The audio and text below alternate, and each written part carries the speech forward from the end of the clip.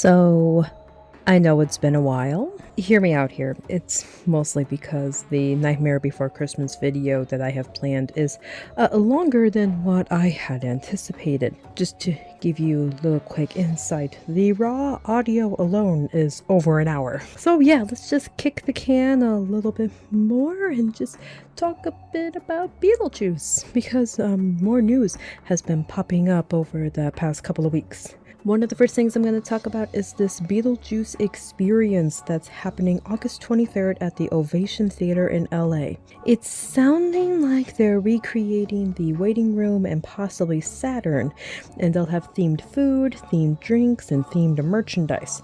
Tickets are on sale now for $25.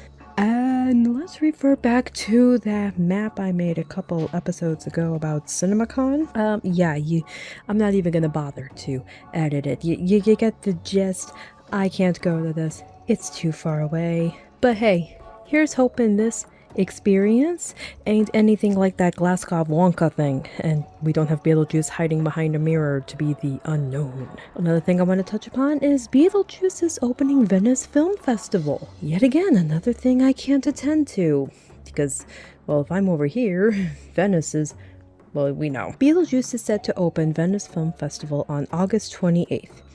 And I should also note that it's not going to be in competition with any of the other films that are being released. Probably because Warner Brothers is using Joker 2 for competition. New merch has rolled onto Warner Brothers' website. Nothing too crazy, just a couple of shirts, this playmat that shows the schedule for the Soul Train. Basically whatever they could release that didn't spoil the movie. Speaking of merch though, on the rumor mill we got this leak on possible new set of Beetlejuice Monster High dolls coming either at the end of this year or early next year to Mattel Creations. Unless Mattel Creations actually gets smart and decides to release them onto other websites than their own garbage one. The original Beetlejuice and Lydia 2-pack is probably one of my biggest doll regrets I have about for my collection. I never got them. When they came out in 2021, there was a lot of weird information that was going around, and somehow there was a rumor saying that they might have been available in stores. I opted out of buying them thinking, oh, I'll just find them at Target. Yeah, no. And you want to know now? Look at this. That's for the box alone. An empty box. Not my brightest moment. Anyway, supposedly these dolls are gonna be in the wedding attire and not just be reprints of the original ones. I do hope though that they keep the same bases for the previous ones and again just dress them in new outfits. I would be okay with that. I would buy two and then just dress up one of them as the previous ones, because you can find the outfits online. Now on to some other things. Despicable Me 4 is out in theaters. I am not going to this movie, but to celebrate, Warner Brothers has placed a new-ish trailer for it. Here's the thing, I'm not going to show any footage from this new-ish trailer because majority of the footage is clearly filmed in the theater from somebody's iPhone. I don't want to risk any copyright strike coming to this channel, and for some reason it's not online, but I will post the link below if you are interested in watching it on Twitter or X. Now, if you're curious about what new footage is in here, because there is some new footage, it's mostly just of the shrunken head guys, which makes sense to put this before Despicable Me 4 because, well, all the shrunken head guys are dressed in yellow, and one of them is named Bob. Synergy. We like that. Also, if you are happening to be watching Shark Week this week on National Geographic, keep an eye out for new commercials. Now, I'm thinking the commercials will showcase more of the supposed shark attack that kills Charles. And now, finally, a note on the Empire magazine thing. I've been trying to get a copy of Empire magazine to read, but I guess being an American trying to get a British magazine, it's a problem.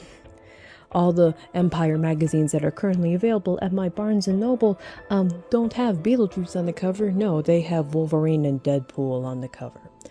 I'm hoping maybe the American version of Empire will have the Beetlejuice one closer to Halloween, and then I can pick that up there.